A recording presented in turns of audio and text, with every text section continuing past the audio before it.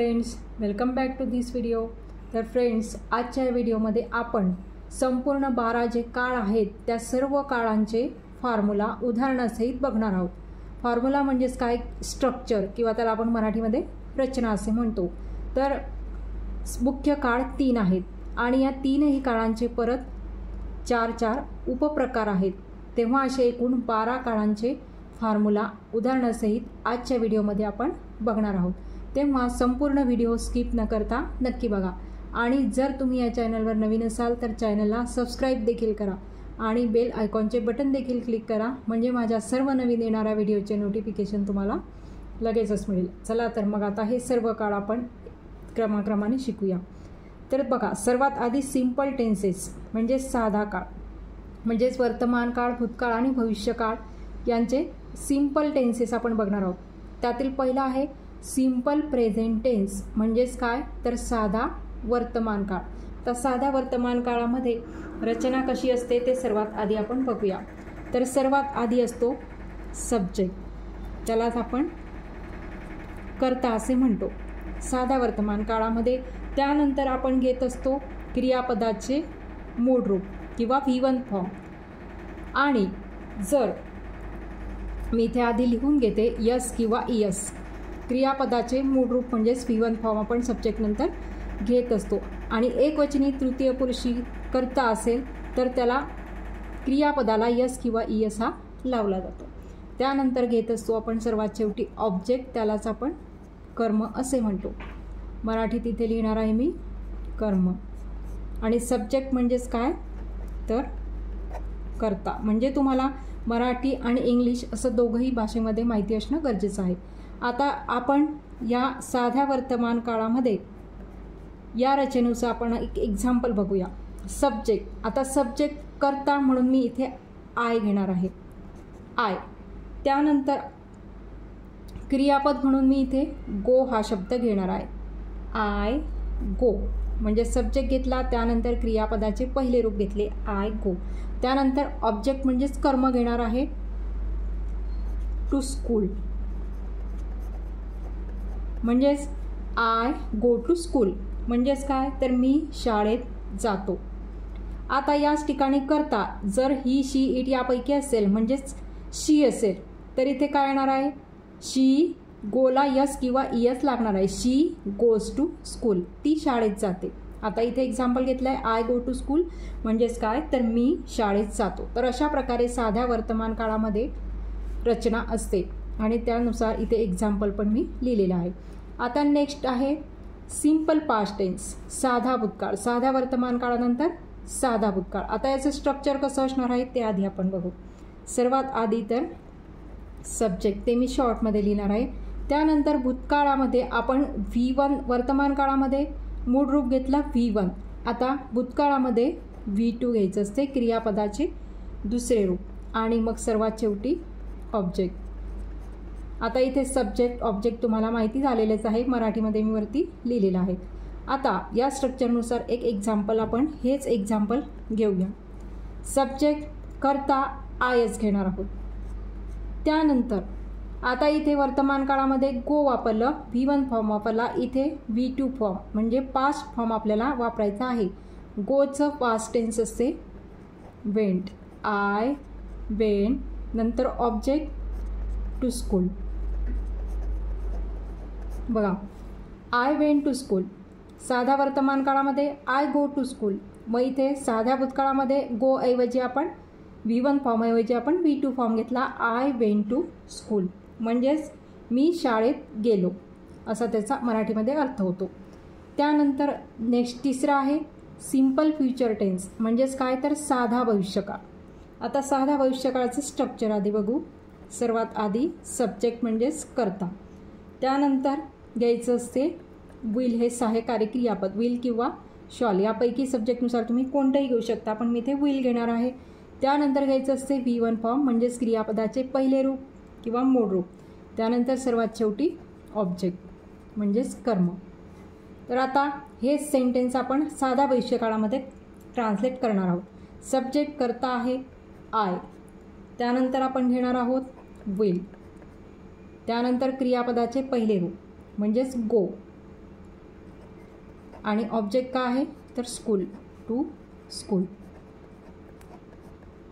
I will go to school म्हणजे मी शाळेत जाईन. आता शाळेत आहे म्हणून आपण इथे टू हे प्रिपोजिशन वापरलेलं आहे. I will go to school, मी शाळेत जाईन. तर अशा प्रकारे साधा वर्तमान काळ, साधा भूतकाळ आणि साधा भविष्यकाळ या तिघही काळामधले फॉर्म्युले आपण बघितले, रचना आपण बघितली आणि त्यानुसार आपण त्याचं एक एक्झाम्पलसुद्धा घेतलेलं आहे. म्हणजेच एकच एक्झाम्पल घेऊन ते साध्या भूतकाळात नंतर साध्या भविष्यकाळामध्ये आपण ट्रान्सलेट केलेलं आहे. आता नेक्स्ट आहे कंटिन्युअस टेन्सेस म्हणजेच काय तर चालू काळ. तर चालू काळ म्हणजेच आपण या तिघही काळांचे चालू काळ बघणार आहोत. म्हणजेच काय तर प्रेझेंट कंटिन्युअस टेन्स म्हणजेच काय तर चालू वर्तमान काळ. आता याचे स्ट्रक्चर कसे असते फॉर्म्युला आधी आपण लिहून घेऊ. तर सर्वात आधी तर असतो सब्जेक्ट म्हणजेच कर्ता. त्यानंतर आपल्याला घ्यायचं आहे एम किंवा इज किंवा आर म्हणजे हे कर्ता बघून आपल्याला वापरायचं असते सहाय्यकारी क्रियापद. त्यानंतर घ्यायचं असते क्रियापदाचे मूळ रूप ING फॉर्म असलेलं आणि सर्वात शेवटी घ्यायचं असते मग ऑब्जेक्ट म्हणजेच कर्म. आता हे वर जे सेंटेन्स घेतलेलं आहे तेच आपण आता चालू वर्तमान काळामध्ये लिहिणार आहोत. इथे बघा आय गो टू स्कूल. आता हे साध्या वर्तमान काळातलं वाक्य आहे. आता हेच आता चालू वर्तमान काळामध्ये आपण करणार आहोत. सब्जेक्ट म्हणजेच कर्ता कोणता आहे आय. मग आय नंतर आपण एम हे सहाय्यकारी क्रियापद वापरत असतो आय एम. त्यानंतर क्रियापद गो वापरलेला आहे त्याचा ING फॉर्म आपल्याला घ्यायचा आहे म्हणजेच गोईंग. आय एम गोईंग आणि ऑब्जेक्ट टू स्कूल. बघा साध्या वर्तमान काळामध्ये आय गो टू स्कूल आणि मग त्याचं चालू वर्तमान काळामध्ये I am going to school म्हणजेच काय तर मी शाळेत जात आहे, जाण्याची क्रिया चालू आहे. त्यानंतर नेक्स्ट बघा पास्ट कंटिन्युअस टेन्स म्हणजेच काय तर चालू भूतकाळ. आता याचं स्ट्रक्चर बघू. रचना सब्जेक्ट तर सहाय्यकारी क्रियापद. वर्तमान काळामध्ये आपण एम इज आर वापरलं, भूतकाळामध्ये आपण वॉज किंवा वेअर वापरतो, वॉज किंवा वेअर कर्ता बघून. त्यानंतर क्रियापदाचे मूळ रूप ING असलेले आणि सर्वात शेवटी मग ऑब्जेक्ट. अशा प्रकारेचं स्ट्रक्चर असणार आहे चालू भूतकाळाचं. आता हेच सेंटेन्स आपण चालू भूतकाळामध्ये करणार आहोत. सब्जेक्ट म्हणजे कर्ता आहे आय. आय नंतर आपण घेत असतो वॉज, आय वॉज. नंतर काय घ्यायचं आहे मूळ क्रियापदाला ING लावलेलं म्हणजेच काय गोईंग. आय वॉज गोईंग आणि ऑब्जेक्ट आहे स्कूल. बघा I was going to school. बदल काय झालेला आहे सहाय्यकारी क्रियापदामध्ये. वर्तमान काळात एम वापरलं, भूतकाळामध्ये चालू भूतकाळामध्ये वॉज वापरलं. I was going to school चालू भूतकाळातलं हे सेंटेन्स झालं. हे स्ट्रक्चर तुम्ही लक्षात ठेवणं आवश्यक आहे. त्यानंतर नेक्स्ट बघा फ्युचर कंटिन्युअस टेन्स म्हणजेच काय तर चालू भविष्यकाळ. आता याचं स्ट्रक्चर आधी लिहून घेऊ. सर्वात आधी तर सब्जेक्ट, त्यानंतर विल बी सहाय्यकारी क्रियापद घ्यायचं असते. त्यानंतर मूळ क्रियापदाला ING, सर्वात शेवटी ऑब्जेक्ट. आता या स्ट्रक्चरनुसार आपण हेच सेंटेन्स चालू भविष्यकाळामध्ये करणार आहोत. सब्जेक्ट म्हणजेच कर्ता आहे आय. त्यानंतर आपल्याला काय घ्यायचं आहे विल बी, आय विल बी.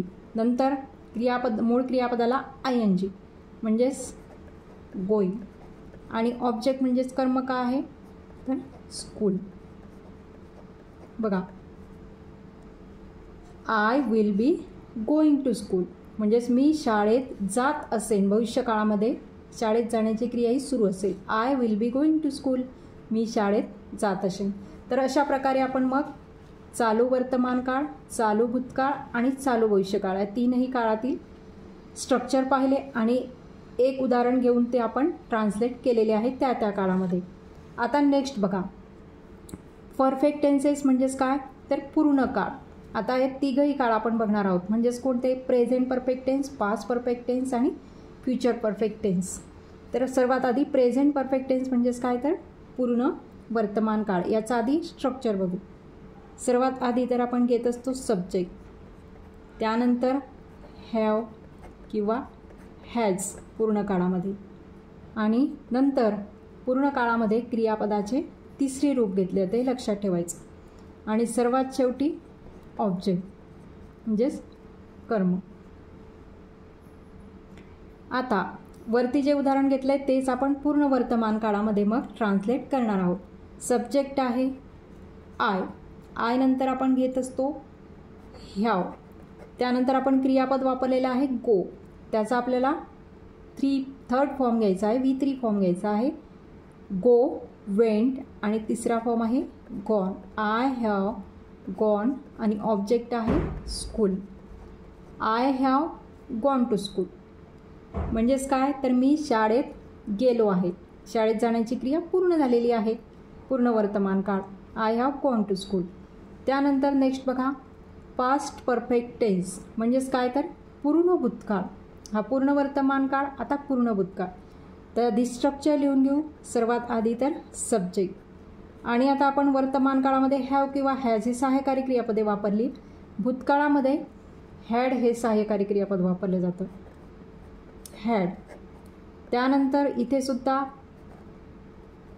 क्रियापदाचे तिसरे रूप वापरले जाते, आणि सर्वात शेवटी मग ऑब्जेक्ट.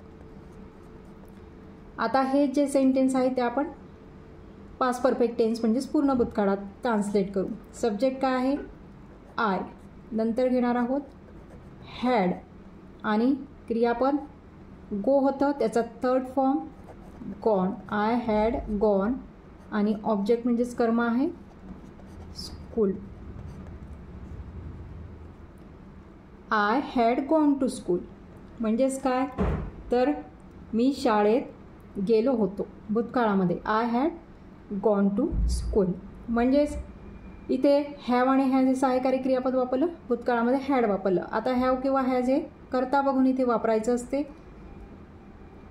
पण भूतकाळामध्ये करता कोणताही असला तरी हॅड हे सहाय्यकारी क्रियापद हे वापरलं जाते. आता पुढचं आहे फ्युचर परफेक्ट टेन्स, त्यालाच पूर्ण भविष्यकाळ असं म्हणतात. तर आधी आता आपण याचं स्ट्रक्चर लिहून घेऊ. तर स्ट्रक्चर आहे सर्वात आधी सब्जेक्ट म्हणजेच काय, तर करता. त्यानंतर घ्यायचं असते विल हॅव, विल हॅव. त्यानंतर इथे सुद्धा आपल्याला घ्यायचं असते क्रियापदाचे तिसरे रूप V3 फॉर्म, आणि सर्वात शेवटी मग ऑब्जेक्ट म्हणजेच काय, तर कर्म. तर आता या स्ट्रक्चरनुसार आपण याचं ट्रान्सलेशन करूया. सब्जेक्ट कोणता घेतला आहे आपण वर, आय. त्यानंतर घ्यायचं आहे विल हॅव, विल हॅव. क्रियापद आपला आहे गो, त्याचं थर्ड फॉर्म आपल्याला घ्यायचं आहे gone. I will have gone, आणि कर्म ऑब्जेक्ट कोणता आहे, तर स्कूल.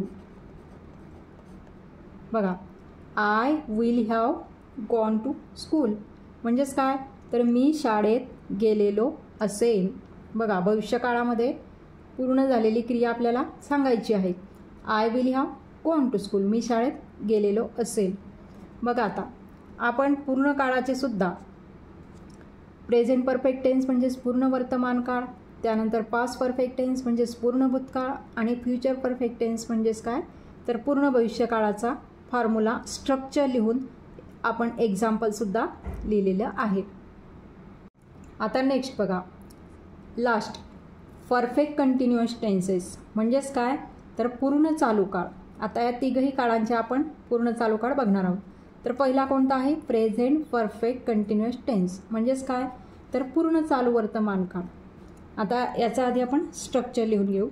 सर्वात आधी तर आपल्याला घ्यायचा असतो सब्जेक्ट, त्यानंतर घ्यायचं असते हॅव किंवा हॅज करता बघून, त्यानंतर घ्यायचं असते बीन, नंतर घ्यायचं असते V1 फॉर्म ING म्हणजे क्रियापदाच्या मूळ रूपाला ING, सर्वात शेवटी ऑब्जेक्ट म्हणजेच काय, तर कर्म. आता आपण वर जे उदाहरण घेतलेलं आहे तेच आपण पूर्ण चालू वर्तमान काळामध्ये ट्रान्सलेट करणार आहोत. सब्जेक्ट काय आहे, आय. आय नंतर आपण काय वापरत असतो? हॅव. I have been. नंतर क्रियापद आपलं होतं गो, त्याचा आपल्याला आयएनजी फॉर्म घ्यायचा आहे, गोईंग. आणि ऑब्जेक्ट म्हणजेच कर्म, to school. I have been going to school. बघा, पूर्ण चालू वर्तमान काळामध्ये फॉर्म्युला स्ट्रक्चर असं असणार आहे आणि त्याचं एक्झाम्पल पण मी इथे लिहिलेलं आहे. त्यानंतर नेक्स्ट आहे पास्ट परफेक्ट कंटिन्युअस टेन्स म्हणजेच काय तर पूर्ण चालू भूतकाळ. आता याचं स्ट्रक्चर कसं असणार आहे ते सर्वात आधी आपण लिहून घेऊ. सर्वात आधी तर सब्जेक्ट येणार आहे. त्यानंतर सहाय्यकारी क्रियापद म्हणून भूतकाळामध्ये आपण हॅडचा वापर करत असतो. त्यानंतर घ्यायचं असते बीन आणि नंतर V1 ING म्हणजेच काय तर V1 क्रियापदाचे मोड रूप, ING फॉर्म असलेले आणि सर्वात शेवटी मग ऑब्जेक्ट. स्ट्रक्चर सेम आहे. इथे हॅव सहाय्यकारी क्रियापद वापरलं आणि भूतकाळ असल्यामुळे आपण इथे हॅड वापरलं, हे लक्षात ठेवायचं. आता हेच एक्झाम्पल आपण पूर्ण चालू वर्तमान काळातलं पूर्ण चालू भूतकाळामध्ये ट्रान्सलेट करणार आहोत. तर बघा, सब्जेक्ट काय आहे? आय. नंतर आपण काय घेणार आहोत? हॅड. नंतर घ्यायचं असते बीन. I had bin. क्रियापद आहे गो, त्याचा ING फॉर्म आपल्याला घ्यायचा आहे म्हणजेच आय हॅड बीन गोईंग. आणि ऑब्जेक्ट टू स्कूल, शाळेत म्हणून to school. I had been going to school. अशा प्रकारे बदल फक्त सहाय्यकारी क्रियापदामध्ये झालेला आहे. हॅव हॅज ऐवजी आपण हॅड बीन वापरलेला आहे. त्यानंतर लास्ट बघा, फ्युचर परफेक्ट कंटिन्युअस टेन्स म्हणजेच पूर्ण चालू भविष्यकाळ. आता याचं स्ट्रक्चर आपण बघूया. तर सर्वात आधी आपल्याला घ्यायचं आहे सब्जेक्ट म्हणजेच काय तर कर्ता, आणि सहाय्यकारी क्रियापद म्हणून आपण विल वापरतो भविष्यकाळामध्ये. आणि नंतर घ्यायचं आहे हॅव बीन.